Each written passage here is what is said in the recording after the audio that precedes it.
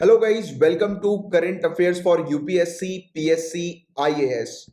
Guys, अगर आप UPSC civil services की तैयारी कर रहे हैं या किसी भी स्टेट सिविल सर्विसेज एग्जामिनेशन की तैयारी कर रहे हैं तो बिल्कुल सही जगह पर आप आए हैं। यहां पर सभी सोर्सेज से न्यूज को कवर किया जाता है, जैसे कि the Hindu, Indian Express, Times of India, live mint जैसे जो न्यूज़पेपर्स होते हैं उनकी न्यूज को कवर किया जाता है। पीआईबी की रिपोर्ट्स को डिस्कस करते हैं। राज्यसभा टेलीविजन में जो भी इंपॉर्टेंट डिबेट्स डिस्कशन आती हैं उनको लेक्चर के दौरान कवर किया जाता है। Even EPW, down to earth Yojana जैसी जो मैगजीन्स होती हैं उनके आर्टिकल्स को भी कवर करते हैं। तो आप डेली रेगुलर अगर क्लासेस को अटेंड करेंगे, रिलीजियसली क्लासेस को फॉलो करेंगे तो आपको 100% गारंटी सक्सेस मिलेगी और आपका 100% गारंटी सिलेक्शन होगा। और 100% गारंटी सिलेक्शन का बकायदा प्रूफ दिया जाता है। नीचे डिस्क्रिप्शन पर आपको प्रूफ्स मिल जाएंगे, आप चेक कर सकते हैं कि previous year civil services examination में हमने जो टॉपिक्स कवर कराए थे उन्हीं से रिलेटेड क्वेश्चंस बने हैं। तो फटाफट चैनल को सब्सक्राइब कर लीजिए अगर आपने सब्सक्राइब नहीं किया है तो। इवन हम लोग काफी सारे हाई क्वालिटी जनरल स्टडीज के कोर्सेज भी ऑफर करते हैं। तो आने वाली स्लाइड्स में आपको कोर्सेज की डिटेल्स भी मिल जाएगी और हमारे दूसरे चैनल्स की इंफॉर्मेशन भी आपको प्रोवाइड करा दी जाएगी आने वाली स्लाइड्स में। और गाइस, नीचे डिस्क्रिप्शन पर टेलीग्राम के चैनल की लिंक भी आपको मिल जाएगी, आप उस चैनल को भी ज्वाइन कर सकते हैं। प्लस डिस्कशन ग्रुप भी है जहां पर काफी सारे सिविल सर्विसेज के एस्पिरेंट्स मौजूद हैं जो कि डेली बेसिस पर अपने जो भी डाउट्स वगैरह जो होते हैं उनको डिस्कस करते हैं, तो आप उसको ज्वाइन कर सकते हैं। तो फुल फोकस के साथ स्टार्ट करते हैं करंट अफेयर्स की क्लास को। बट बिफोर दैट ये कुछ कोर्सेज की डिटेल्स और हमारे चैनल्स की डिटेल्स हैं।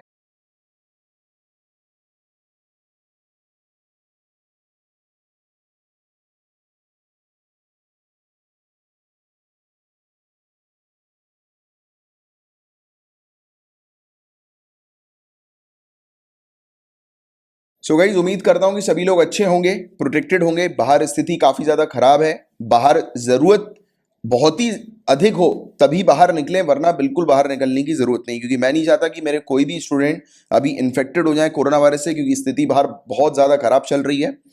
तो कोई भी इन्फेक्टेड मत होना, क्योंकि इन्फेक्टेड हो जाओगे तो काफी दिन आपके खराब हो सकते हैं। और मैं नहीं चाहता कि आपके डेज खराब हो, क्योंकि अभी बहुत ही कम समय बचा है यूपीएससी सिविल सर्विसेज 2021 में। और एक और चीज मैं बताना चाहूंगा कि जो भी स्टूडेंट सोच रहे हैं कि एग्जाम पोस्टपोन हो जाएगा, ये वाली सोच अपने दिमाग से निकाल दो। यूपीएससी का पहली बात तो कोई भरोसा नहीं है, वो एग्जाम कंडक्ट कर भी सकती है। वैसे तो चांसेस है कि केसेस बहुत ज्यादा बढ़ते जा रहे हैं कि पोस्टपोन होगा, बट पोस्टपोन वाली चीज को दिमाग में मत लाओ। भले ही अनाउंसमेंट कर दे यूपीएससी, या और एक और चीज, एक और इंपॉर्टेंट बात, बहुत ध्यान से सुनना।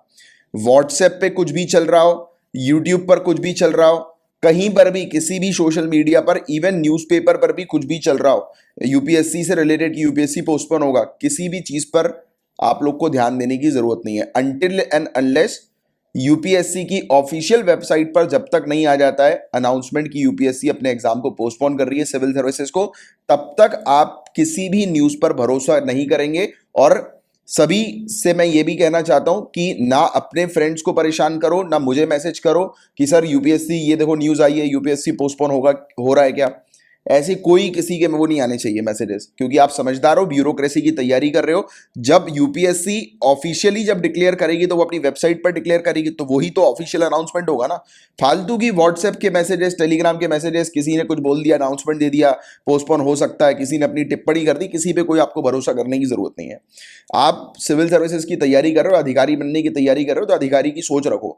जब तक ऑफिशियल अनाउंसमेंट ऑफिशियल वेबसाइट पे नहीं आएगा तब तक किसी को नहीं मानना है और अपनी तैयारी बिल्कुल स्ट्रांग रखनी है। और इवन मेरा तो कहना यह भी है कि अगर आप ये मान के चलो, भले ही यूपीएससी अनाउंस भी कर देती है ऑफिशियल वेबसाइट पे, तो भी आप ये मान के चलो कि आपको 27 जून तक अपनी पूरी प्रिपरेशन अच्छी सॉलिड कर लेनी है।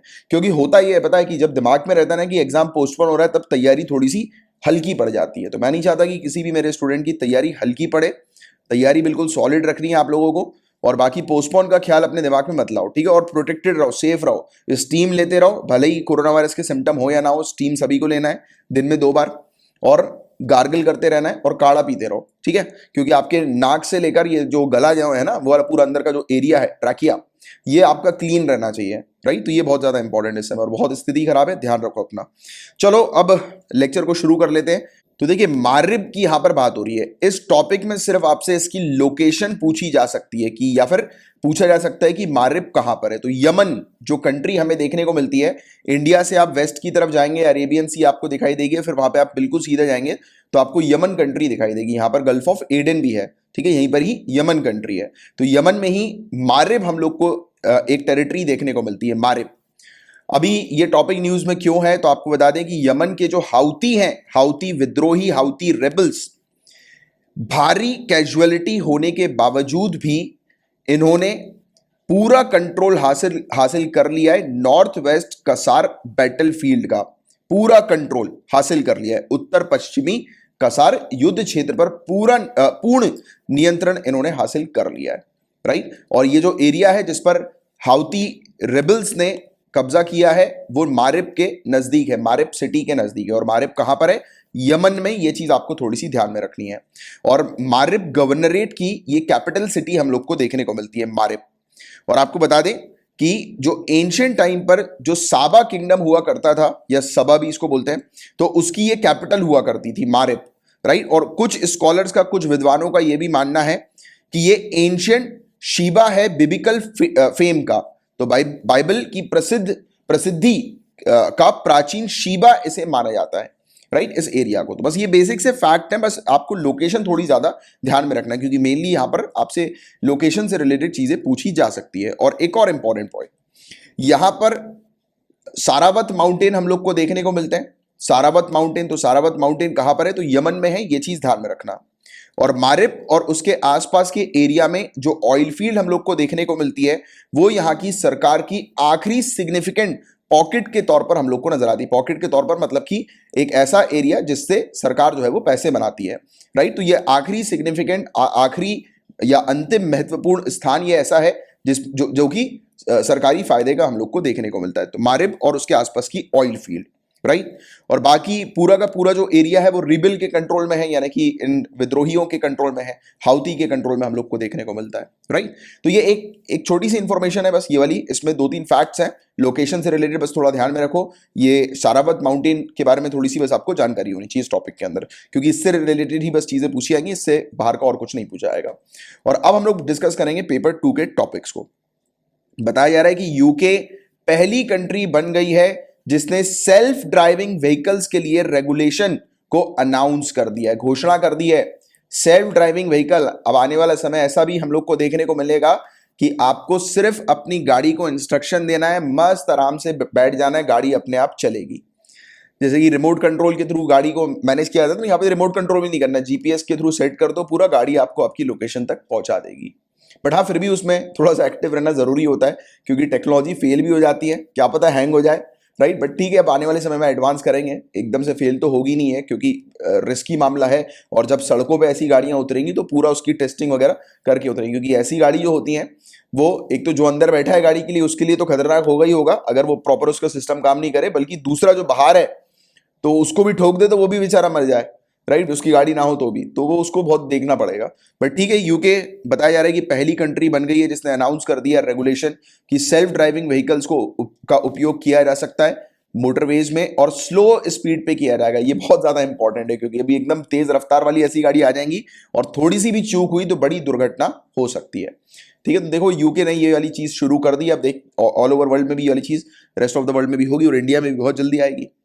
तो सरकार स्टार्ट कर रही है ऑटोमेटेड लेन कीपिंग सिस्टम्स को।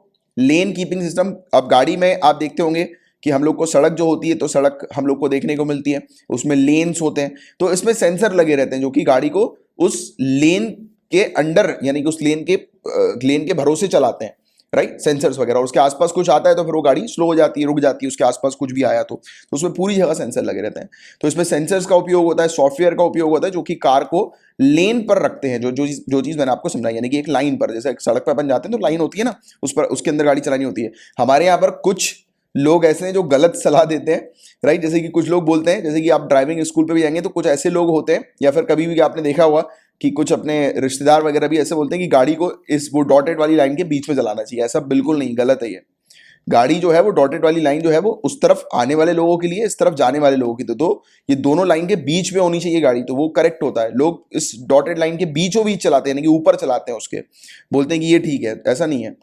तो गाड़ी जो होती है, अभी ये ऑटोमेटेड गाड़ियां जो आ रही हैं, तो वो ये लाइंस जो बनी रहती हैं सड़कों पे, तो उसको देखकर जो है वो बढ़ेंगी आगे, राइट। और सॉफ्टवेयर्स होंगे जो उसको एक्सेलरेट करेंगे और उस पर ब्रेक लगाएंगे बिना किसी ड्राइवर इनपुट के। तो ये वाली चीज इन गाड़ियों में हम लोग को देखने को मिलेगी। और इस सिस्टम का जो उपयोग किया जा रहा है वो मोटरवेज के लिए रेस्ट्रिक्टेड उपयोग किया जा रहा है। इसमें 60 किलोमीटर पर आवर की स्पीड रखी जा रही है, यानी कि 60 के नीचे की स्पीड होगी ऐसी गाड़ियों में। ऑटोमेटेड सिस्टम जो होगा उसमें 60 किलोमीटर प्रति घंटे की रफ्तार से नीचे की स्पीड होगी, उससे ऊपर नहीं जाएगी। ठीक है, तो ये बस बेसिक सी चीज है। यूके ने इस चीज की घोषणा कर दी है, इसकी आपको एक आइडिया होना चाहिए, राइट। फैक्चुअल इन्फॉर्मेशन की यूके ने ऐसे सिस्टम को उपयोग में लाने की घोषणा कर दी। अब गाइस चर्चा करेंगे करेन विद्रोहियों के बारे में। करेन विद्रोही, तो पहली चीज तो ये ध्यान में रखना, करेन विद्रोही कहां पर एक्टिव हैं, तो म्यांमार के अंदर। तो म्यांमार में करेन विद्रोही हम लोग को देखने को मिलते हैं। तो पूरा अभी एक मुद्दा हुआ है, और पूरा मुद्दा क्या, पहले वो मैं आपको समझाता हूं। तो हुआ ये है कि ये जो माइनॉरिटी है करेन की, एथनिक माइनॉरिटी, जो हम लोग को जातीय अल्पसंख्यक करेन विद्रोही जो हम लोग को देखने को मिलते हैं, इन्होंने क्या किया, कुछ दिन पहले म्यांमार सेना की चौकियों पर हमले कर दिए। यानी कि म्यांमार सेना की जो कुछ चौकी है, पोस्ट वगैरह है, चेक पोस्ट, तो उस पर हमले कर दिए इन्होंने। उसके बाद म्यांमार की मिलिट्री ने किस प्रकार से रिस्पॉन्ड किया, एयर स्ट्राइक कंडक्ट कर दी गांव के ऊपर, और थाई बॉर्डर, थाईलैंड की बॉर्डर के नजदीक कुछ एरिया पर एयर स्ट्राइक कंडक्ट कर दी। आपको पता होगा कि म्यांमार में 1 फरवरी से तख्ता पलट हो चुका है, मिलिट्री कूप हम लोग को देखने को मिल चुका है। उसके बाद काफी सारी जो एथनिक कम्युनिटीज हैं वो पसंद नहीं कर रही म्यांमार के मिलिट्री के एक्शन को। तो ये कारेन जो कम्युनिटी है, ethnic community, minority ethnic community, इन्होंने क्या किया, इन्होंने अटैक कर दिया म्यांमार मिलिट्री के कुछ चेक पोस्ट के ऊपर, यानी कि कुछ उनकी चौकियों के ऊपर अटैक कर दिया। उसके बदले में म्यांमार की मिलिट्री ने एयर स्ट्राइक कंडक्ट कर दी विलेज के ऊपर, एक गांव के ऊपर, और कुछ एरिया है थाईलैंड की बॉर्डर पर, वहां पर एयर स्ट्राइक कंडक्ट कर दी, जहां पर ये कारेन कम्युनिटी रहती है। और कारेन नेशनल यूनियन के बारे में भी थोड़ा सा आपको पता होना चाहिए, क्योंकि इन्होंने भी एक स्टेटमेंट दिया है। ये आपको पहले तो मैं एक आइडिया दे दूं कि कारेन नेशनल यूनियन है क्या। तो ये म्यांमार का सबसे पुराना विद्रोही समूह है, सबसे ओल्डेस्ट रीबल ग्रुप है।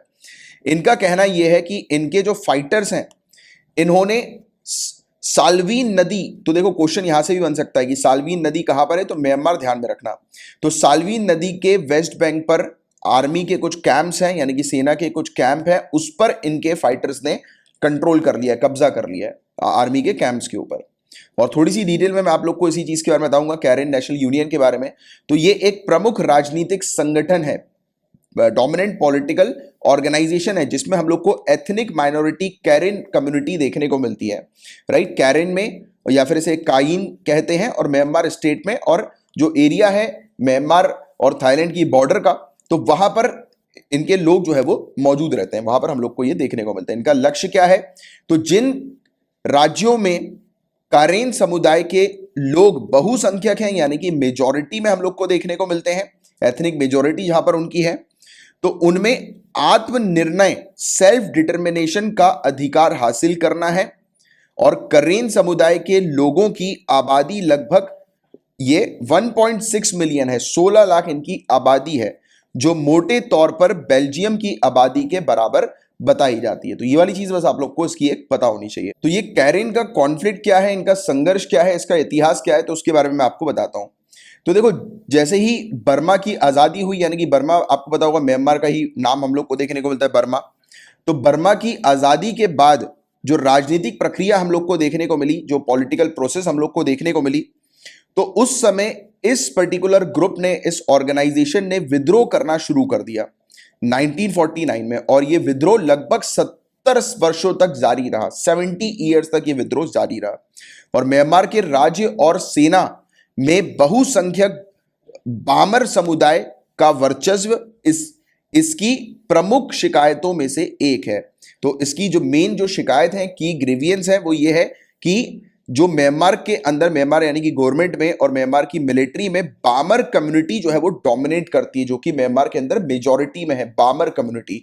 तो उनसे इनका एक इशू, देखो कोई भी कम्युनिटी जो है, कोई भी एक ग्रुप जो है, कम्युनिटी ग्रुप, तो वो उसको अगर जो परेशानी होगी तो मोस्ट ऑफ द केसेस में परेशानी उसको मेजॉरिटी से ही होगी। कहीं पर भी आप देख लो, किसी भी जगह पर माइनॉरिटी और मेजॉरिटी के बीच में हम लोग को इशू मेनली तौर पर देखने को मिलता है। जब भी कॉन्फ्लिक्ट होता है, जब भी कोई विद्रोह करती है माइनॉरिटी, तो वो मेजॉरिटी के डिसीजन के ऊपर ही करती है।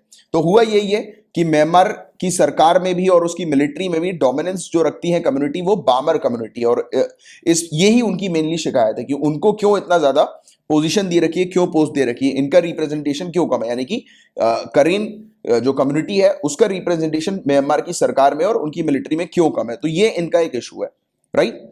और इस संघर्ष को विश्व में सबसे लंबे समय तक जारी रहने वाले गृह युद्धों में से एक के रूप में वर्णित किया गया, इसको डिस्क्राइब किया गया world longest running civil war. World longest, क्योंकि 70 साल से ज्यादा हो गया ना टाइम पीरियड, और ये सिविल वॉर हम लोग को देखने को मिल रहा है। और इनकी डिमांड क्या है, तो वो मैंने आपको बताया, करेन राष्ट्रवादी वर्ष 1949 से कावथोली नामक एक स्वतंत्र राज्य के लिए संघर्ष कर रहे हैं। ये कह रहे हैं कि इनको एक इंडिपेंडेंट स्टेट जो है वो प्रोवाइड करा दो, जिसको इन्होंने नाम दिया है कावथोली। मतलब कि वही बात कि आप अगर हमें हमारी यानी कि अपनी गवर्नमेंट में और अपनी मिलिट्री में हमें अगर रिप्रेजेंटेशन नहीं दे सकते, तो हमारे लिए एक अलग टेरिटरी हमें घोषित कर दो, यानी कि अलग कर दो हमें, हम अपने हिसाब से एडमिनिस्ट्रेशन करेंगे, अपने हिसाब से गवर्नेंस करेंगे, राइट। तो ये वाली चीज इनकी हम लोग को देखने को मिल रही है। तो इसके बारे में बस आपको एक जानकारी होनी चाहिए, काफी ज्यादा इंपॉर्टेंट टॉपिक है ये, राइट। तो ऐसी चीजें अक्सर सिविल सर्विसेज में पूछ ली जाती हैं। अब गाइस इस टॉपिक पर हम लोग बात करने जा रहे हैं, वो काफी ज्यादा इंपॉर्टेंट टॉपिक है। काफी महीनों से ये टॉपिक हम लोग को न्यूज में देखने को मिल रहा है।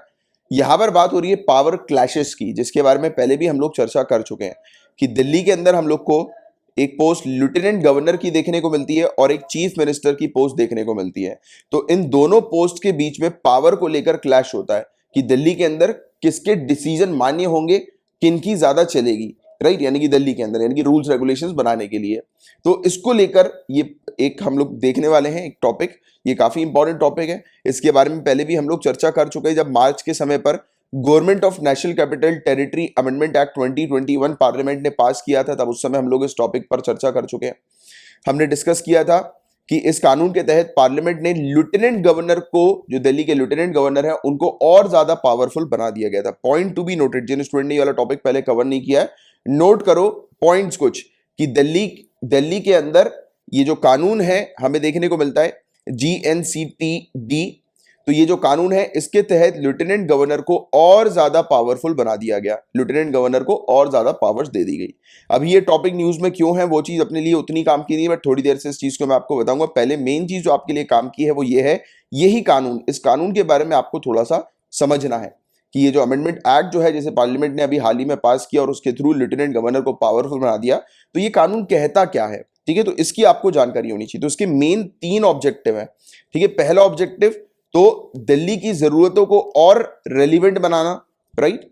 इसके अलावा मेन पॉइंट डिफाइन करना कि क्या रिस्पॉन्सिबिलिटी होगी इलेक्टेड गवर्नमेंट की और लेफ्टिनेंट गवर्नर की दिल्ली के अंदर, इन दोनों की क्या रिस्पॉन्सिबिलिटी होने वाली है, और एक हार्मोनियस रिलेशनशिप क्रिएट करना, बिल्डअप करना लेजिस्लेचर और एग्जीक्यूटिव के बीच में। तो ये इसके मेन 3 ऑब्जेक्टिव हम लोग को देखने को मिलते हैं, जिसकी आपको एक अच्छी जानकारी होनी चाहिए। अब ये अमेंडमेंट कहता क्या है, इस अमेंडमेंट के अंदर क्या पॉइंट्स मेंशन्ड है। तो पहली बात तो ये एक्ट कहता है, ये कानून कहता है कि दिल्ली के अंदर सरकार मतलब कि लेफ्टिनेंट गवर्नर, कि government equals to lieutenant governor, कि जब भी दिल्ली में बात होगी दिल्ली की सरकार की, तो बात हो रही है लेफ्टिनेंट गवर्नर की। मतलब कुल मिलाकर क्लियर कर दिया कि दिल्ली में पूरे डिसीजन लेफ्टिनेंट गवर्नर ही लेंगे रूल्स रेगुलेशंस बनाने के, राइट। इसके अलावा लेफ्टिनेंट गवर्नर को डिस्क्रिशनरी पावर दे दी गई ऐसे मामलों में भी जिन मामलों में जो लेजिस्लेटिव असेंबली है दिल्ली की, उनको कानून बनाने की शक्ति प्राप्त है। तो जिन मामलों पर दिल्ली विधानसभा को कानून बनाने की शक्ति प्राप्त है, उन मामलों में उपराज्यपाल यानी कि लेफ्टिनेंट गवर्नर को और भी ज्यादा शक्ति प्रदान कर दी गई, डिस्क्रिशनरी पावर दे दी गई, राइट। तो ये वाली चीज है, मतलब कि जिन मैटर्स पर इलेक्टेड गवर्नमेंट कानून बनाती है, उन मैटर्स पर अब लेफ्टिनेंट गवर्नर, जिनको केंद्र जो है वो सेटअप करती है, यानी कि केंद्र वहां पर उनको अपॉइंट करती है, राइट, तो उन्हें जो है वो दे दी गई शक्तियां। अब मैं आपको बता दूं कि देखो, लेफ्टिनेंट गवर्नर को तो अपॉइंट करते हैं honourable president, but honourable president जो है वो सेंटर से सलाह मशवरा करके, उनसे कंसल्ट करके अपॉइंट करते हैं। तो कुल मिलाकर जो गवर्नर जो होते हैं या लेफ्टिनेंट गवर्नर जो होते हैं, वो ऐसे व्यक्ति होते हैं जो केंद्र के होते हैं। इसलिए तो बोलते हैं कि जो गवर्नर या लेफ्टिनेंट गवर्नर जो है वो पार्लियामेंट के बिहाफ पर जो है वो काम कर रहे होते हैं। तो अब प्रॉब्लम ये हुई है दिल्ली के अंदर, पावर क्लैश ये हुआ है, स्पेशली जो पावर क्लैश है वो एक्चुअल अगर हम लोग देखें तो लेफ्टिनेंट गवर्नर और दिल्ली सरकार के बीच में नहीं है, केंद्र सरकार और दिल्ली सरकार के बीच में। अगर आप थोड़ा सा डीपली इसको समझने की कोशिश करें, इसमें अगर आप थोड़ा सा और उतरे डीप में, तब आपको एक्चुअल जो पॉइंट क्लियर होना चाहिए वो ये क्लियर होना चाहिए कि दिल्ली के अंदर इशू उस पोस्ट को लेकर नहीं है, उस पोस्ट पे बैठे व्यक्ति का नहीं है, सेंटर और ये दिल्ली की इलेक्टेड गवर्नमेंट के बीच में, राइट, केंद्र सरकार और दिल्ली सरकार के बीच में, राइट, इशू। क्योंकि अल्टीमेटली जैसा केंद्र कहेगी वैसा ही जो है ये लेफ्टिनेंट गवर्नर ऑपरेट करेंगे। सेम केस जैसा कि स्टेट में होता है, बात वही है कि स्टेट में जो गवर्नर जो होते हैं, जैसा सेंटर कहती है वैसा गवर्नर जो होते हैं वो ऑपरेट करते हैं सेंटर के बिहाफ में, केंद्र जैसा कहेगी वैसा गवर्नर करते हैं। वैसा ही सेम थिंग दिल्ली के अंदर प्रॉब्लम यही है, सेंटर का हस्तक्षेप। वो तो लेफ्टिनेंट गवर्नर का पद है इसलिए हम लोग बात करते हैं लेफ्टिनेंट गवर्नर की पोस्ट को लेकर, राइट, बट प्रॉब्लम है सेंटर की। और इसलिए तो पार्लियामेंट ने ये कानून कैसे पास कर दिया, कैसे पार्लियामेंट, क्योंकि पार्लियामेंट में मेजोरिटी जो है वो ऑब्वियस ही बात है, जिसकी मेजोरिटी होगी वही तो कानून बनाएगी। सरकार जो है वो कानून बनाती है जिसकी मेजोरिटी होती है पार्लियामेंट के अंदर। तो उन्होंने ये एक्ट को इसलिए पास कर डाला क्योंकि उनके पास मेजोरिटी है, रूलिंग गवर्नमेंट के पास, केंद्र के पास। तो केंद्र ने ये कानून को पार्लियामेंट में पास करते हुए लेफ्टिनेंट गवर्नर के हाथ में और ज्यादा पावर दे दी, जिससे कि सेंटर जो है वो डायरेक्टली दिल्ली को कंट्रोल कर सके, राइट, और दिल्ली की जो इलेक्टेड गवर्नमेंट है उसके हाथ में पावर ना आ सके। तो ये पॉइंट आपको समझना जरूरी है सिविल सर्विसेज के लिए। इशू लेफ्टिनेंट गवर्नर और दिल्ली की सरकार का नहीं है, केंद्र सरकार और दिल्ली की सरकार के बीच का क्लैश है ये मेनली, राइट। तो वो तो पद है इसलिए हम लोग पद की बात करते हैं, बट मेन जो इशू है उसको आपको समझना है, वो एक अंडरस्टैंडिंग क्रिएट करनी है।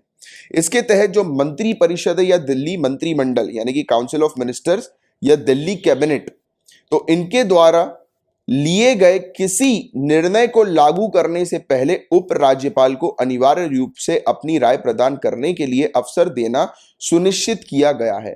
अब क्लियर कर दिया कि दिल्ली सरकार जो भी अगर कानून बनाएगी तो उससे पहले उसे लेफ्टिनेंट गवर्नर से सलाह मशवरा करना होगा, और लेफ्टिनेंट गवर्नर की जो भी यानी कि रिकमेंडेशन है, वो जो भी सजेशन देते हैं, वो अपनी जो भी राय देते हैं तो उनको अपनाना होगा। तो मतलब क्लियर कर दिया कि दिल्ली सरकार जो है वो कुछ भी करेगी तो उससे पहले उसे लेफ्टिनेंट गवर्नर से परमिशन लेनी पड़ेगी। मतलब कुल मिलाकर सेंट्रल गवर्नमेंट से आप कह सकते हो, क्योंकि लेफ्टिनेंट गवर्नर जो होंगे वो केंद्र जैसा कहेगी वैसा ही करेंगे, है ना। तो ये वाली चीज है मेन।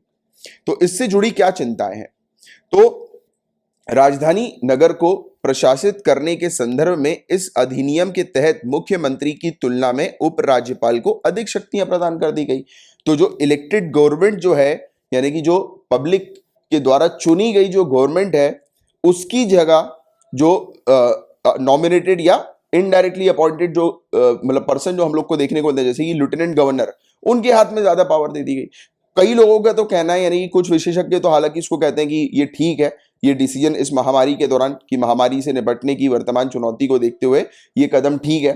बट कुछ का कहना है, और मेनली ये चीज दिख भी रही है कि जब अगर जैसे कि दिल्ली के अंदर जब अगर इलेक्टेड गवर्नमेंट की चलनी नहीं है, मतलब कि दिल्ली के अंदर लेजिस्लेटिव असेंबली की चलनी नहीं है, यानी कि उन रिप्रेजेंटेटिव्स की चलनी नहीं है जिन्हें लोग चुनते हैं, वोट डालते हैं, इलेक्शन होता है, तो फिर इस बॉडी को रखने का मतलब ही क्या?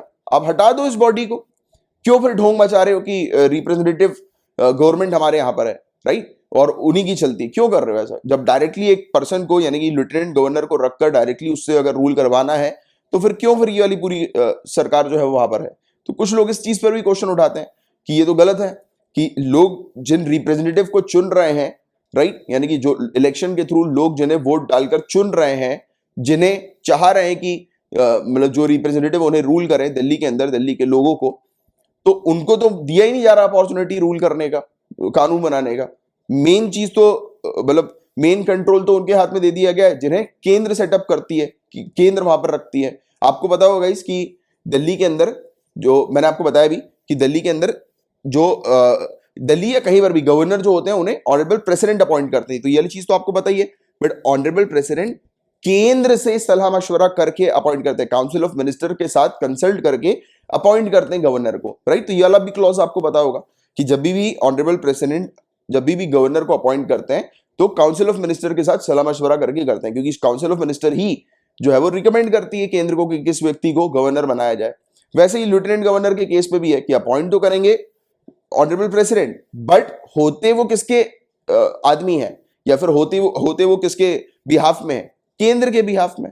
तो ये एक चीज है, जब सेंटर को ही दिल्ली को कंट्रोल करना है तो क्यों फिर इलेक्टेड गवर्नमेंट का ढोंग मचा के रखा हुआ है, राइट। तो ये वाला भी क्वेश्चन यहां पर उठ कर आता है, तो जिसके बारे में भी आपको पता होना चाहिए।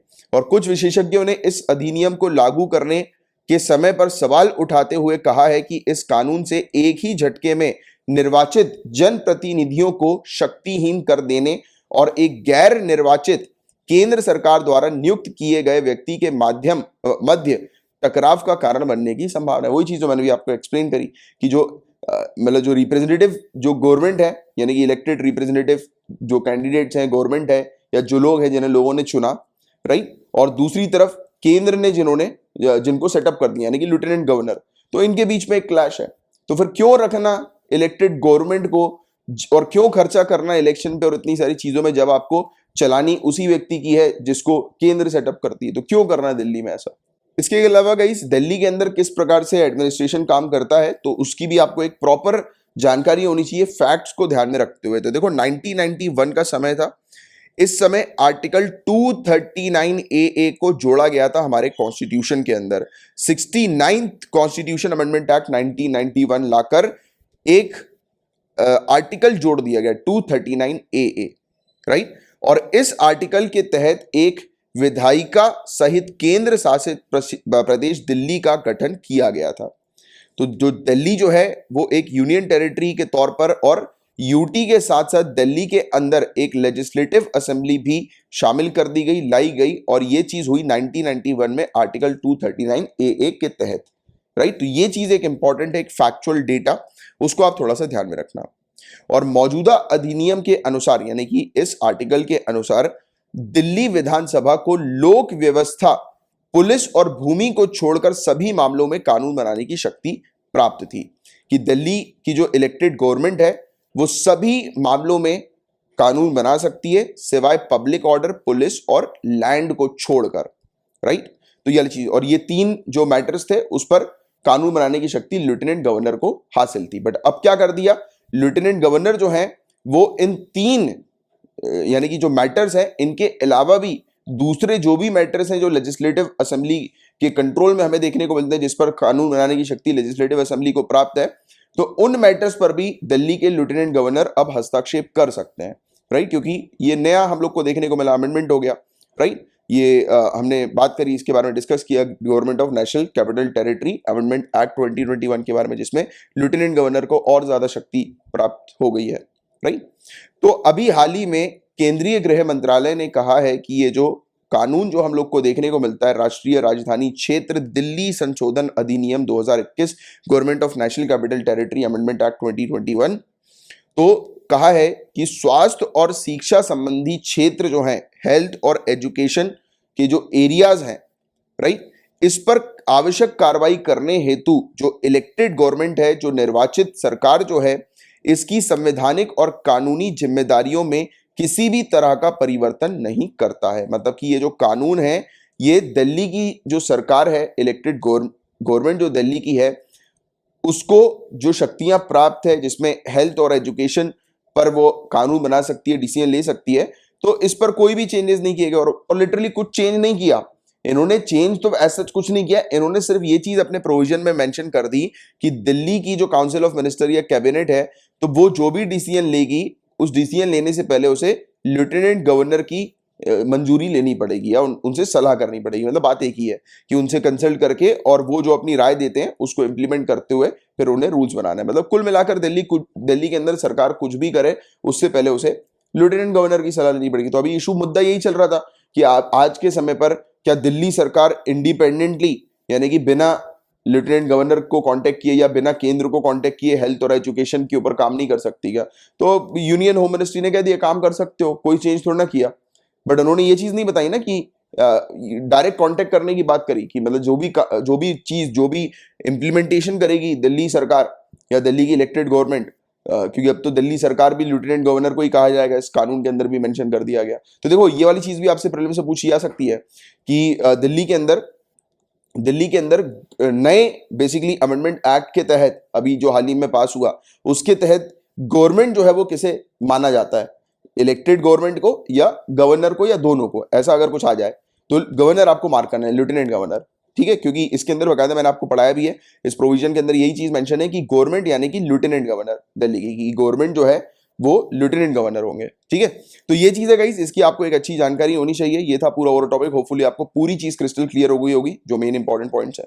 अब गाइस वर्ल्ड हेल्थ ऑर्गेनाइजेशन की ग्लोबल इम्यूनाइजेशन स्ट्रेटेजी, वैश्विक टीकाकरण रणनीति के बारे में हम लोग बात करेंगे। अभी हाल ही में इसने अपनी रणनीति के बारे में बताया है वर्ल्ड हेल्थ ऑर्गेनाइजेशन ने, और बताया है कि इस रणनीति से 50 मिलियन लोगों की जान बचाई जा सकती है 2030 तक। तो कहा जा रहा है, मेनली फोकस किया जा रहा है कि 50 मिलियन से ज्यादा बच्चों तक रीच पहुंचानी है वैक्सीन की, ऐसी वैक्सीन की जिससे जान बचाई जा सकती है, जैसे कि मीजल्स जो होता है, खसरा जो होता है, राइट। इसके अलावा जो दूसरी बीमारी जो होती हैं, तो जो कि मतलब प्रिवेंटेबल है, अगर किसी को वैक्सीन लग जाए तो ये सब बीमारी जो है वो उनको नहीं होगी। बट प्रॉब्लम क्या है कि आज की डेट में कोविड-19 के कारण आपको पता ही है कि सप्लाई चेन हैम्पर हो गया, डिसरप्ट हो गया, सप्लाई चेन प्रॉपर सप्लाई जो है वो नहीं हो पा रहा है जैसे पहले हुआ करता था, राइट, कोविड-19 के कारण। तो कहा जा रहा है कि कोविड-19 के कारण जो सप्लाई नहीं हो पा रही है वेरियस वैक्सीन वगैरह की, हेल्थ केयर प्रोडक्ट्स वगैरह की, तो उसके कारण से काफी सारे लोगों की जान जा रही है, स्पेशली बच्चों को प्रॉपर टाइम पर वैक्सीन नहीं मिल पा रही है, रूटीन वैक्सीनेशन उनका नहीं हो पा रहा है, जिसके कारण से उनकी जान जा रही है।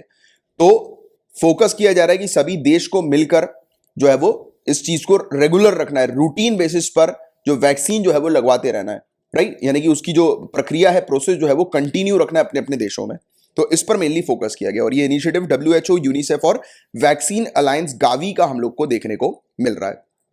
थोड़ी और चर्चा करें, जैसे कि खसरा हो गया यानी कि मीजल्स हो गया, पीला बुखार यानी कि येलो फीवर हो गया, और डिप्थीरिया हो गया, ऐसी जानलेवा बीमारी के कई प्रकोपों से बचने के लिए यह सुनिश्चित किया जाना चाहिए कि दुनिया में हर देश में नियमित टीकाकरण सेवाएं सुरक्षित हैं। वही चीज मैंने भी आपको बताई कि दुनिया के हर देश में रूटीन वैक्सीनेशन सर्विस जो है वो कंटिन्यू रहनी चाहिए, राइट, उस पर रोक नहीं लगानी है, क्योंकि उस पर रोक लगती है तो ऐसी जानलेवा बीमारी जिनसे बचा जा सकता है वैक्सीन देकर, तो उनसे नहीं बचा जाएगा, और उसके कारण से काफी सारे बच्चों की मौतें होंगी, जो अभी हो रही हैं, ऐसे केसेस सामने आ रहे हैं। और WHO के एक सर्वे यानी कि सर्वेक्षण, इससे पता चला है कि 1/3 से अधिक देशों में अभी भी उनकी नियमित टीकाकरण सेवाओं में व्यवधान देखा जा रहा है, यानी कि डिसरप्शन हम लोग को देखने को मिला है। यानी कि 1/3 से भी ज्यादा देशों के अंदर रूटीन जो उनकी सर्विस चलती है इम्यूनाइजेशन की, वो हैम्पर हो गई है। मतलब कि जैसे कि पोलियो की ड्रॉप से ये समय समय पर मतलब इसके कैंप्स ओपन रहते हैं, राइट, बच्चों को लगाई जाती है, नहीं लगाई जा रही है, कोविड-19 के कारण लॉकडाउन है और व्यवस्था नहीं हो पा रही है जिसके कारण से वो कैंप्स वगैरह अरेंज कर सकें। तो इसके कारणवश काफी सारे बच्चों में बीमारियां हो रही हैं, राइट, तो इनसे भी बचना जरूरी है। और आज की डेट में कोविड-19 के लिए अलग लड़ाई लड़ी जा रही है, बट साथ ही साथ हम लोग को दूसरी चीजों को छोड़ना नहीं है। दूसरे जो इम्यूनाइजेशन की जो सर्विसेज जो देश प्रोवाइड करा रहे हैं उससे उन्हें कंटिन्यू रखना, उस पर रोक नहीं लगानी, जो कि आज की डेट में रोक लगी है, जिसके कारण से बहुत बच्चों की जान जो है वो जोखिम में हम लोग को देखने को मिल रही है। और मीजल्स और पोलियो, खसरा और पोलियो जैसी जो ये बीमारियां हैं और इनके जो खतरे हैं, ये लगभग 60 जन टीकाकरण अभियान वर्तमान में 50 देशों में स्थगित कर दिए गए। यानी कि 50 देशों के अंदर 60 ऐसे प्रोग्राम चलते हैं, मास वैक्सीनेशन के ऐसे कैंपेन चलते हैं जिन्हें कोविड-19 के कारण पोस्टपोन कर दिया गया है। इसका मतलब सीधे सीधे ये लोग हैं, मतलब ये वाली बात बताई जा रही है सीधे सीधे कि ज्यादा से ज्यादा लोगों की जान रिस्क पे है, क्योंकि वैक्सीनेशन कैंपेन को स्थगित कर दिया गया है, पोस्टपोन कर दिया गया है, राइट। तो ये वाली बात यहां पर बताई गई। और उसमें 228 मिलियन लोग हैं जिसमें ज्यादातर बच्चे हैं जो कि रिस्क पर हैं, उनको मीजल्स और पोलियो जैसी बीमारियां हो सकती है, राइट, इस चीज के कारण। तो ये वाली बात है जिसके बारे में आप लोग को पता होना चाहिए। अब गाइस बात करेंगे एक टर्म के बारे में। टर्म्स जो होते हैं ना वो अक्सर सिविल सर्विसेज पूछ लेती है, कि अभी हाल ही में ब्रेक थ्रू इन्फेक्शन न्यूज में था, निर्णायक संक्रमण। तो देखो यहां पर मैं चाहूंगा कि जो भी स्टूडेंट हिंदी मीडियम से एग्जाम को लिख रहे हैं, आप ब्रेक थ्रू इन्फेक्शन ही याद रखना। तो ये चीज पूछी जा सकती है कि ब्रेक थ्रू इन्फेक्शन अभी रिसेंटली न्यूज में था, तो ये क्या है? तो इसके बारे में बस आपको पता होना चाहिए। और सिंपल सी चीज ये है ब्रेक थ्रू इन्फेक्शन के अंदर कि एक व्यक्ति जिसको ऑलरेडी वैक्सीन लग चुकी है, उसके दोनों डोजेस लग चुके हैं, उसके बाद भी उसको कोविड-19 हो जाता है, यानी कि वो कोविड-19 पॉजिटिव आ जाता है उसकी रिपोर्ट, तो ऐसी जो चीज होती है, ऐसी जो घटना होती है, उसे ब्रेक थ्रू इन्फेक्शन हम लोग कहते हैं। ठीक है, सिंपल सी चीज ये बस ध्यान में रखो। तो आईसीएमआर की एक रिपोर्ट सामने आई है जिसमें उन्होंने बताया कि 10,000 लोगों में 2 से 4 लोग, हर 10,000 लोग में 2 से 4 लोग ऐसे मिल रहे हैं जिन्होंने कोविड-19 के दोनों डोजेस तो लगवा लिए हैं, बट उसके बाद भी वो कोविड-19 पॉजिटिव हुए हैं। राइट, वैक्सीन लगने के बाद भी सामने वाले व्यक्ति को जब कोविड-19 हो जाता है तो उसे ब्रेक थ्रू इन्फेक्शन जो है वो कहा जाता है। राइट, ऐसा इन्फेक्शन जो कि उन लोगों को होता है जो जिन लोग को वैक्सीन ऑलरेडी लग चुकी होती है, that is called breakthrough infection. ऐसे केसेस बिल्कुल भी ऑर्डिनरी नहीं होते। राइट, वैक्सीन को अप्रूव करने के बाद भी, पूरे दुनिया भर में वैक्सीन अप्रूव हो गई हैं, उसके बाद भी सामने वाला व्यक्ति जो होता है वो डिजीज से प्रोटेक्टेड नहीं होता। राइट, तो ये वाली चीज हम लोग को देखने को, क्योंकि वैक्सीन जो होती है वो डिजीज से प्रोटेक्ट करने के लिए होती है, बट हाँ, वायरस के ट्रांसमिशन को वैक्सीन नहीं रोकती है, मतलब कि वायरस को फैलने से वैक्सीन नहीं रोक पाती है। वायरस तो फैलता ही है, वैक्सीन का काम जो होता है वो सामने वाले इंडिविजुअल को प्रोटेक्ट करने का होता है कि उस वायरस के कारण सामने वाले व्यक्ति की हेल्थ जो है वो खराब ना हो, उसकी मृत्यु ना हो, वो डिजीज के कारण मतलब वो ना हो जाए, यानी कि बेड पे ना आ जाए। राइट, तो उससे वैक्सीन उसे प्रोटेक्ट करके रखती है। राइट, उसकी बॉडी को प्रोटेक्ट करके रखती है, बट वैक्सीन वायरस को फैलने से नहीं रोक पाती। राइट, क्योंकि वायरस तो फैलेगा, वायरस का नेचर है स्प्रेड होने का, तो स्प्रेड होने से नहीं रोक पाती, बट सामने वाले व्यक्ति को प्रोटेक्ट कर लेती है। तो ये चीज वैक्सीन की होती है। अब फेज 3 का क्लिनिकल ट्रायल भी वैक्सीन का कंडक्ट हुआ, अप्रूव भी हुआ। उसमें हमने देखा कि जो जिन लोग को वैक्सीन दी जा रही थी उनको इन्फेक्शन नहीं हो रहा था कोविड-19 का।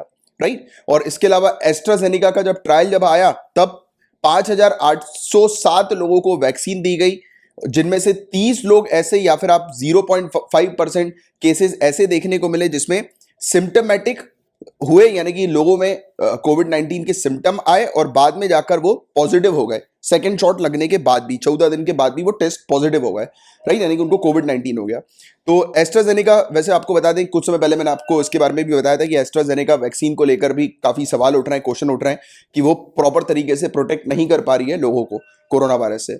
बट ऐसे केसेस वैक्सीन में आ रहे हैं और उसको ब्रेक थ्रू इन्फेक्शन हम लोग कहते हैं। अभी के लिए ये टर्म आप थोड़ा सा ध्यान में रखो कि ब्रेक थ्रू इन्फेक्शन क्या होता है, क्योंकि ऐसे टर्म्स पूछ लिए जाते हैं। ठीक है, तो ये था पूरा ओवरऑल टॉपिक, और पेपर 2 से रिलेटेड इतने ही टॉपिक्स थे। अब हम लोग पेपर 3 के टॉपिक्स को कवर करने जा रहे हैं। अब बात करते हैं MACS 1407 के बारे में कि ये क्या है मैक्स 1407।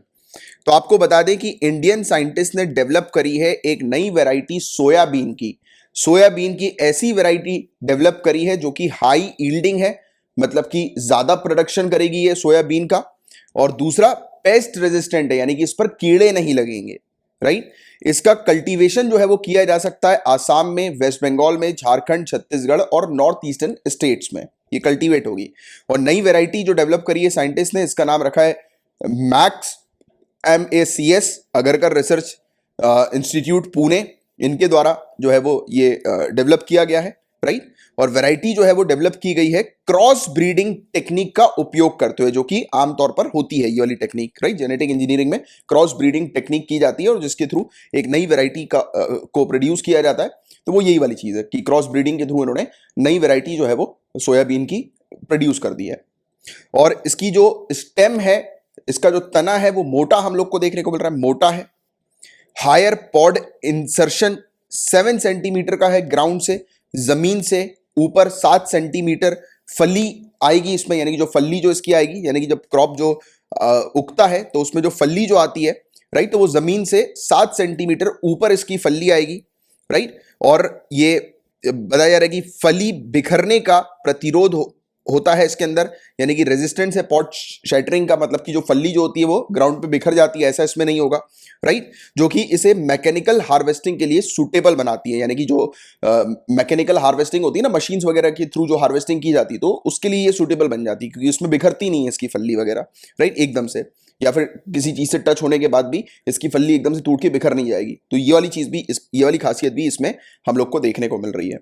और रेन फेड कंडीशन जो है उसके लिए सूटेबल हम लोग को देखने को मिलती है नॉर्थ ईस्ट इंडिया के लिए, जो पूर्वोत्तर भारत जो है।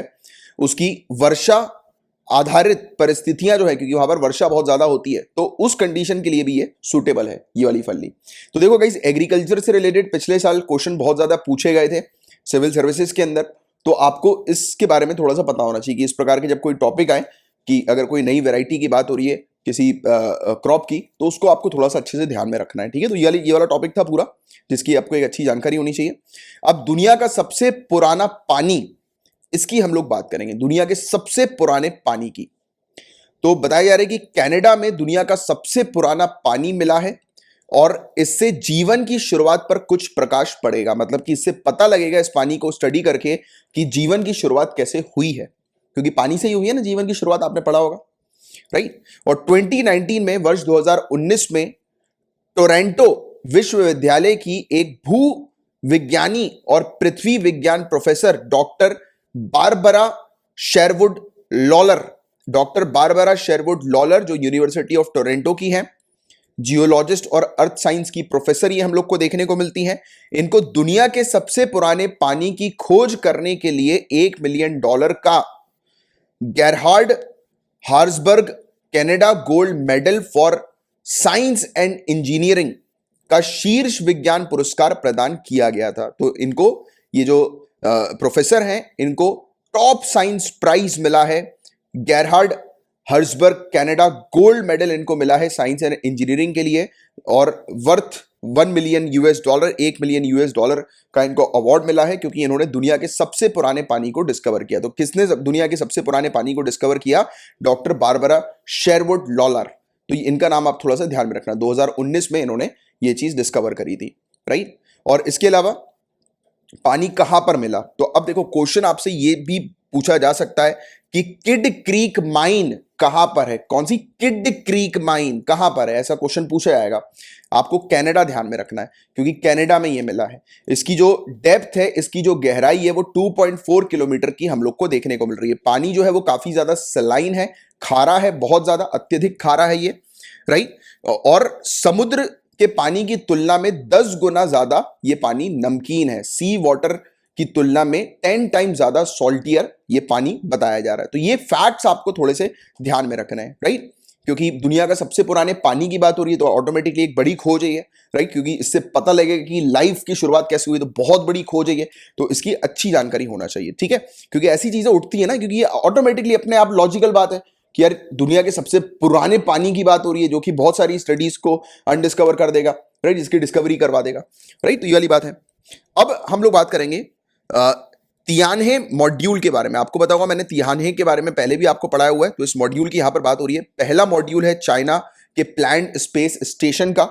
आपको पता होगा, हमने डिस्कस भी किया था कि चाइना एक स्पेस स्टेशन बनाने के ऊपर काम कर रही है, राइट।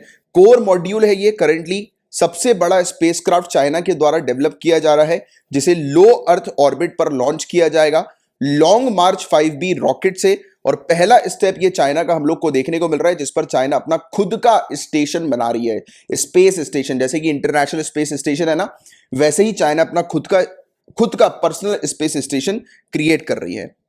तियानहे मॉड्यूल जो है ये बेसिकली स्पेस स्टेशन का मैनेजमेंट और कंट्रोल हब के तौर पर काम करेगा, प्रबंधन और नियंत्रण केंद्र के रूप में ये कार्य करेगा। तो ये वाली बात यहां पर बताई जा रही है, ठीक है। तो ये चीज आपको थोड़ी सी ध्यान में रखनी है तियानहे मॉड्यूल के बारे में। अब नेट जीरो प्रोड्यूसर फोरम की यहां पर बात हो रही है, इस पर भी थोड़ी सी हम लोग चर्चा कर लेते हैं। कतार, यूएसए, सऊदी अरेबिया, कनाडा और नॉर्वे, ये सब साथ में मिलकर आए हैं और ये एक कोऑपरेटिव फोरम क्रिएट कर रहे हैं, जो कि pragmatic net zero emission strategy को डेवलप करेगा। अब मैंने आपको नेट जीरो एमिशन स्ट्रेटेजी के बारे में पहले भी पढ़ाया हुआ है, मेरे ख्याल से करीब 2-3 हफ्ते पहले हम लोगों ने इस टॉपिक को डिस्कस किया था, नेट जीरो एमिशन के बारे में, कि नेट जीरो एमिशन होता क्या है। तो आसान भाषा में मैं अगर आपको बताऊं, तो जैसे कि कोई कंट्री है, वो जितना पॉल्यूशन करती है, राइट, अगर उतना ही इक्विवेलेंट, यानी कि जितना वो पॉल्यूशन कर रही है उतना ही इक्विवेलेंट वो दूसरी ऐसी एक्टिविटी कर रही है जो कि इस पॉल्यूशन को कॉम्प्रोमाइज करते हैं, जैसे कि वो पेड़ लगा रही है, राइट, जैसे कि फॉर एग्जांपल उसने कुछ मशीन्स लगा ली हैं जो कि कार्बन को खींच रही है, क्योंकि कार्बन डाइऑक्साइड का एमिशन हो रहा है, तो कार्बन को खींचने के लिए उसने कोई मशीन लगा के रखी है, या फिर कार्बन को वो स्टोर कर रही है, या फिर इस पॉल्यूटेंट का उपयोग दूसरी चीजों में वो कर रही है, राइट। तो अगर ऐसा कुछ कर रही है कंट्री कि जितना वो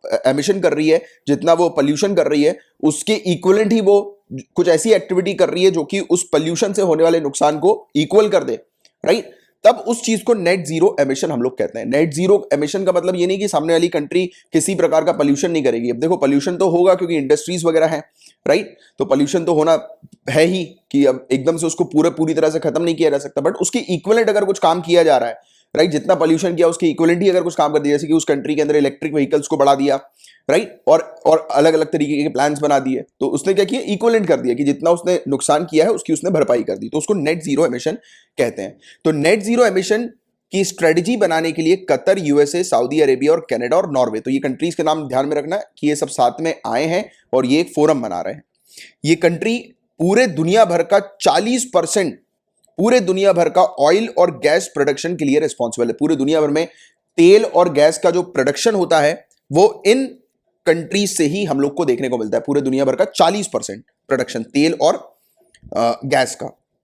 और रोल्स और फंक्शंस क्या है नेट जीरो प्रोड्यूसर फोरम के? तो नेट जीरो प्रोड्यूसर फोरम जो है ये कंसिडर किया जाएगा इसको एक स्ट्रेटजीज और टेक्नोलॉजीज के तौर पर, कि नई नई स्ट्रेटजीज लाई जाएंगी, नई नई टेक्नोलॉजीज लाई जाएंगी नेट जीरो को अचीव करने के लिए, राइट, जिसमें मीथेन अबेटमेंट होगा, यानी कि मीथेन को खत्म करने के लिए या फिर मीथेन को कंट्रोल करने के लिए कुछ डिवाइसेस वगैरह बनाने की बात की जाएगी, राइट। सर्कुलर कार्बन इकोनॉमी को एडवांस करने की बात की जाएगी कि ज्यादा से ज्यादा उपयोग सर्कुलर कार्बन इकोनॉमी की अप्रोच का किया जाए। डेवलप किया जाएगा क्लीन एनर्जी और कार्बन कैप्चर, जैसे मैं अभी आपको बता रहा था, क्लीन एनर्जी यानी कि जैसे इलेक्ट्रिक व्हीकल्स, और कार्बन कैप्चर या स्टोरेज टेक्नोलॉजीज का, कि कार्बन को या पोल्यूटेंट्स को स्टोर कर दिया जाए कहीं पर, राइट।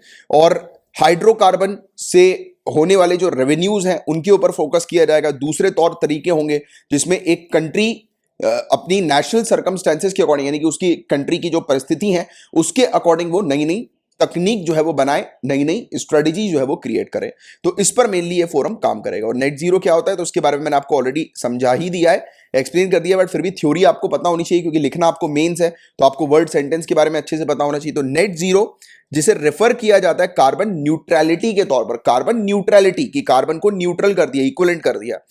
इसका मतलब ये नहीं होता कि एक कंट्री अपने एमिशन को जीरो कर देगी, जैसे मैंने आपको बताया। इसका मतलब ये नहीं कि एक कंट्री अपने पॉल्यूशन को पूरी तरह से खत्म कर देगी। नेट जीरो एक ऐसी स्टेट होती है जिसमें एक कंट्री जो होती है वो अपने एमिशन को कंपनसेट करती है कि वो ग्रीन हाउस गैसेस को या तो हटाने का काम करेगी, रिमूव करने का काम करेगी, या फिर एब्जॉर्ब करेगी एटमॉस्फेयर से। मतलब कि जो भी गैसेस निकल रही है उसको वो कैप्चर करेगी या उस गैसेस को कहीं पर स्टोर करके उसका उपयोग करने के ऊपर काम करेगी दूसरी चीजों पे। जहां पर भी कार्बन का उपयोग होता है तो फिर वो जो पोल्यूटेंट है उसके थ्रू जो है वो उपयोग कर लिया, अलग से जो है वो उसको प्रोड्यूस करने की जरूरत ना पड़े जिससे, ठीक है। और एब्जॉर्प्शन का मतलब क्या होता है कि एब्जॉर्ब करना मतलब कि और ज्यादा कार्बन सिंक्स को बनाना, जैसे कि फॉरेस्ट, और ज्यादा पेड़ लगाना, जैसे मैंने भी आपको थोड़ी देर पहले बताया था। गैसेस को रिमूव करने के लिए एटमॉस्फेयर से कुछ ऐसी टेक्नोलॉजीज होती है जैसे कि कार्बन कैप्चर और स्टोरेज टेक्नोलॉजी, इसका उपयोग करना, तो वो होता है एब्जॉर्प्शन, की जो भी पोल्यूटेंट जो निकला है, रिलीज हुआ है एनवायरमेंट में, उसको एब्जॉर्ब कर लिया, उसको पकड़ लिया, राइट, कहीं पर रख दिया स्टोर करके। तो ये वाली बात है। तो ये चीज थी पूरी, इसके बारे में आप थोड़ा सा ध्यान में रखना, नेट जीरो प्रोड्यूसर फोरम के बारे में, राइट। तो ये कंट्रीज मिलकर ये फोरम क्रिएट कर रही हैं। अब दुनिया का पहला इलेक्ट्रिक ट्रैक्टर आ गया है, इसकी न्यूज हम लोग को देखने को मिल रही है। Central farm machinery training and testing institute जो बुधनी मध्य प्रदेश के अंदर है, इसने टेस्ट कर लिया है दुनिया का पहला ट्रैक्टर, इलेक्ट्रिक ट्रैक्टर। और इंस्टीट्यूट को एप्लीकेशन रिसीव हुई थी इलेक्ट्रिक ट्रैक्टर की, और ये कॉन्फिडेंशियल टेस्ट इसका इनिशियली कंडक्ट करवाया गया था। और इंस्टीट्यूट ने ट्रैक्टर का टेस्ट कंडक्ट किया और ड्राफ्ट टेस्ट रिपोर्ट फरवरी 2021 में भी इसने रिलीज कर दी थी। शायद मुझे ध्यान में आ रहा है कि इलेक्ट्रिक ट्रैक्टर बन चुका है, उसके बारे में पहले अपन डिस्कस कर चुके हैं पहले भी, राइट। और इलेक्ट्रिक ट्रैक्टर जो है वो एनवायरमेंट फ्रेंडली और ज्यादा होगा दूसरे ट्रैक्टर से, क्योंकि इलेक्ट्रिक ट्रैक्टर पोल्यूटेंट्स नहीं रिलीज करेगा एनवायरमेंट में, यानी कि जैसे कि जो ट्रैक्टर जब चालू होता है तो उससे जो धुआं वगैरह निकलता है, राइट, पोल्यूटेंट गैसेस वगैरह जो निकलती है, तो इलेक्ट्रिक ट्रैक्टर होने से ऐसा कुछ नहीं होगा, है ना। तो ये वाली बात है। अब बात करेंगे माई ऑक्टोपस टीचर के बारे में। तो ये माई ऑक्टोपस टीचर क्या है, राइट, इस पर। और देखो माई ऑक्टोपस टीचर को एकदम, मतलब हम लोग को इसी को इंग्लिश में ही ध्यान में रखना है, माई ऑक्टोपस टीचर को, जो भी स्टूडेंट हिंदी मीडियम से इस एग्जाम में बैठ रहे हैं, क्योंकि माई ऑक्टोपस टीचर 85 मिनट की एक डॉक्यूमेंट्री है, राइट। और इसको बेस्ट डॉक्यूमेंट्री अवार्ड मिल चुका है रिसेंटली। और ये स्टेट सिविल सर्विसेज के लिए ये चीज इंपॉर्टेंट है, काफी ज्यादा ऐसे अवार्ड्स वगैरह पूछ लिए जाते हैं, राइट। इसके अलावा आगे की बात करें तो ये जो डॉक्यूमेंट्री है ये बताती है कि ह्यूमन बीइंग का वाइल्ड ऑक्टोपस से रिलेशनशिप कैसे डेवलप हुआ, तो उसके बारे में बताती है। और 2020 की नेटफ्लिक्स ओरिजिनल डॉक्यूमेंट्री फिल्म है, जैसे पिपा एहरलिच और जेम्स रीड के द्वारा इसे बनाया गया है, डायरेक्ट किया गया है। और इसमें इसको बनाने के लिए जो फिल्म मेकर क्रैग फॉस्टर जो हैं, उन्होंने लगभग 1 साल बिताया था ये समझने के लिए कि जो ऑक्टोपस है, वाइल्ड ऑक्टोपस, जंगली जो ऑक्टोपस है, उसका रिलेशनशिप कैसे बिल्ड किया जा सकता है एक साउथ अफ्रीकन के साथ केल्प फॉरेस्ट में, ठीक है। तो ये एक तो हमने देखो इतना कुछ नहीं है, ध्यान में नहीं रखना, सिर्फ इतना ध्यान में रखना है my octopus teacher best documentary award इसको मिला है। 85 मिनट की एक डॉक्यूमेंट्री मूवी है, नेटफ्लिक्स की ओरिजिनल डॉक्यूमेंट्री हम लोग को देखने को मिली है। और इसके डायरेक्टर ये हैं, बस थोड़ा सा डायरेक्टर ध्यान में रख लेना। मूवी के अंदर क्या है, ह्यूमन बीइंग और वाइल्ड ऑक्टोपस के रिलेशनशिप को दिखाया गया है, ठीक है। सिंपल सी चीज ये ध्यान में रखो। इसके अलावा सिविल सर्विसेज में आपसे ये केल्प फॉरेस्ट के बारे में पूछा जा सकता है, क्योंकि यहीं पर ही पूरी इन्होंने स्टडी कंडक्ट करी थी कि कैसे वाइल्ड ऑक्टोपस का रिलेशनशिप एक साउथ अफ्रीकन के साथ बना। तो केल्प फॉरेस्ट क्या है ये चीज आप समझो। तो देखो ये एक ऐसे फॉरेस्ट होते हैं जो अंडर वाटर होते हैं, मतलब कि पानी के नीचे पूरा का पूरा जंगल होता है, यानी कि बहुत सारे पानी के नीचे पौधे एक साथ आपको नजर आएंगे, राइट। और हाई डेंसिटी होती है इन केल्प की, यानी कि बहुत ही नजदीक नजदीक होता है, यानी कि जिसमें जाकर कोई फंस भी सकता है, राइट। इतना डेंस होता है ये, राइट। और ये पूरे दुनिया भर की जो कोस्ट लाइन होती है, यानी कि जो तट वाला जो एरिया होता है पूरे दुनिया भर का, उसका सबसे बड़ा हिस्सा ये इन केल्प्स का ही होता है, क्योंकि ये वहीं पर ही पाए जाते हैं तट के नजदीक। इन्हें रिकॉग्नाइज किया जाता है मोस्ट प्रोडक्टिव और डायनेमिक इकोसिस्टम धरती का। और एक और इनकी खास बात ये होती है, जैसे कि हम लोग बोलते हैं ना कि ऑक्सीजन जो होता है, ऑक्सीजन, ये हम लोग जब भी बात करते हैं ऑक्सीजन की तो हमें हमारे दिमाग में सिर्फ पेड़ आते हैं, ठीक है। बट आपको बता दें कि समुद्र के नीचे जो प्लांट्स हैं वो सबसे ज्यादा ऑक्सीजन कंट्रीब्यूट करते हैं, सबसे ज्यादा, और कार्बन डाइऑक्साइड को इनटेक करते हैं, राइट, इनहेल करते हैं सबसे ज्यादा। तो ये वाली चीज आप थोड़ी सी ध्यान में रखना, कार्बन डाइऑक्साइड की इनहेलेशन की बात होती है तो इनका, यानी कि समुद्र के नीचे मौजूद जो हम लोग को प्लांट्स देखने को मिलता है उनका एक मेन रोल होता है, ठीक है। तो बहुत ही प्रोडक्टिव और डायनेमिक इकोसिस्टम धरती का ये हम लोग को केल्प फॉरेस्ट का देखने को मिलता है। और छोटा एरिया जो इनका होता है उसे केल्प बीड्स हम लोग बोलते हैं, यानी कि जो छोटे एरिया पे अगर ये केल्प होते हैं, यानी कि एक छोटा सा फॉरेस्ट होता है समुद्र के नीचे, उसे केल्प बेड्स हम लोग बोलते हैं। और केल्प फॉरेस्ट जो है वो पूरे दुनिया भर में हम लोग को देखने को मिलते हैं टेम्परेट और पोलार कोस्टल लाइन में। तो ये पॉइंट इंपॉर्टेंट है सिविल सर्विसेज के लिए कि कहां पर ये सबसे ज्यादा पाए जाते हैं, तो टेम्परेट और पोलार कोस्ट लाइन ओशियन पे केल्प फॉरेस्ट पाए जाते हैं। और मुझे शायद ध्यान में आ रहा है केल्प फॉरेस्ट से रिलेटेड एक बार सिविल सर्विसेज क्वेश्चन पहले पूछ चुकी है। और केल्प जो है वो लार्ज ब्राउन एल्गी सीवीड्स होती हैं, राइट। और लेमिनराइल्स के ऑर्डर की ये हमें देखने को मिलती है, राइट। तो ये वाली चीज आप लोग को थोड़ी सी पता होनी चाहिए इसकी। तो आपको सिंपल सी चीज ध्यान में रखनी है कि समुद्र के नीचे अगर प्लांट्स का एक बड़ा सा जंगल है तो वो केल्प फॉरेस्ट कहलाता है, केल्प फॉरेस्ट। तो ये चीज आप ध्यान में रखना, ठीक है। तो ये है पूरा ओवरऑल टॉपिक इससे रिलेटेड। अब गाइस बताया जा रहा है कि एक स्टडी के थ्रू पता लगा है कि सर्दियों पर जो क्रॉप्स लगाए जाते हैं, राइट, जो राबी क्रॉप्स जिन्हें हम लोग बोलते हैं कि जो सर्दियों के सीजन पर जो लगाए जाते हैं, तो उन क्रॉप्स की जो इंटेंसिटी यानी कि उन क्रॉप्स का जो प्रोडक्शन है वो कम हो जाएगा 2025 तक। बताया जा रहा है कि 20% कम हो जाएगा, क्योंकि जो ग्राउंड वाटर है, भूजल जो है वो कम होता जा रहा है। तो ग्राउंड वाटर के कम होने के कारण, भूजल के कम होने के कारण सर्दियों में जो फसल जो लगाई जाती है, यानी कि सर्दियों में जो क्रॉप्स वगैरह जो लगाए जाते हैं, तो उनकी जो प्रोडक्शन रेट जो है वो कम हो जाएगा 20% तक। तो ऐसा एक स्टडी ने बताया है, राइट। तो ये वाली चीज हम लोग को देखने को मिल रही है। ग्राउंड वाटर डिप्लीशन जो है, यानी कि भूजल की कमी के कारण इंडिया के अंदर विंटर क्रॉपिंग इंटेंसिटी 20% तक कम हो जाएगी, यानी कि सर्दियों की फसल जो है वो 20% तक कम हो जाएगी, क्योंकि भूजल की कमी हम लोग को भारत में देखने को मिल रही है। और इंडिया की बात करें तो इंडिया पूरे दुनिया भर में वीट यानी कि गेहूं, इसके मामले में दूसरे नंबर पर आती है, इसके प्रोडक्शन के मामले में दूसरे नंबर पर आती है। और इंडिया सेकंड लार्जेस्ट प्रोड्यूसर है वीट की। तो ये वाली चीज आपको ध्यान में रखनी है। हम लोग 30 मिलियन हेक्टेयर से भी ज्यादा वीट का प्रोडक्शन करते हैं। और कुछ इंपॉर्टेंट विंटर क्रॉप्स कौन से हैं इसकी आपको जानकारी होनी चाहिए। विंटर क्रॉप यानी कि राबी क्रॉप, तो ये वीट, बार्ले, मस्टर्ड और पीज हम लोग को देखने को मिलते हैं। गेहूं, जौ, सरसों, मटर, तो ये हम लोग को शीतकालीन फसलें या राबी क्रॉप्स हम लोग को देखने को मिलती हैं। तो राबी क्रॉप के बारे में तो मैंने आपको थोड़ा बताया। आप मुझे बताइए राबी क्रॉप का जो पैटर्न है, जैसे कि कब राबी क्रॉप्स को लगाया जाता है यानी कि बोया जाता है, सोइंग कब इसकी होती है और कब इसकी हार्वेस्टिंग होती है, तो ये टाइम पीरियड बताइए। वैसे ही मुझे आप खारिफ क्रॉप के कुछ एग्जाम्पल लिखिए, लिखकर बताइए, और खारिफ क्रॉप की सोइंग और हार्वेस्टिंग कब होती है वो टाइम पीरियड भी लिखकर बताइए। ठीक है, तो ये आपका एक होमवर्क यानी कि एक टास्क के नीचे कमेंट बॉक्स पर इसका आंसर लिखकर बताइए।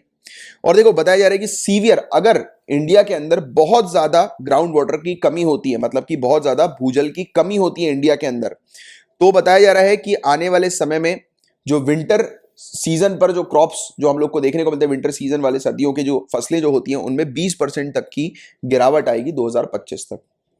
इंटरनेशनल टीम ने स्टडी किया 3 main irrigation types winter crop areas के, यानी कि 3 ऐसे एरियाज को स्टडी किया कि जहां पर पानी जो है वो निकालते हैं किसान, जैसे कि डग वेल से, ट्यूब वेल से, कैनाल से पानी लेते हैं, राइट। तो और इसके अलावा एनालाइज किया, सेंट्रल ग्राउंड वाटर बोर्ड ने जो ग्राउंड वाटर डेटा दिया था उसको एनालाइज किया, और उसके बाद फिर ये इस फैसले पर आए हैं, राइट। यानी कि ये अनुमान उन्होंने लगाया कि अगर लगातार ऐसे ही चलता रहा, ग्राउंड वाटर अगर कम होता रहा, तो इंडिया के अंदर स्थिति खराब हो जाएगी, प्रोडक्शन जो है वो इंडिया के अंदर क्रॉप्स का कम हो जाएगा। पाया गया कि गांव क्षेत्र में 13% ऐसे एरियाज हैं जहां पर किसान विंटर क्रॉप को प्लांट करते हैं, यानी कि विंटर क्रॉप्स को लगाते हैं। तो ऐसे 13% ऐसे गांव हैं जहां पर बताया जा रहा है कि बहुत ज्यादा पानी की समस्या हम लोग को देखने को मिल रही है, बहुत ज्यादा पानी की समस्या है।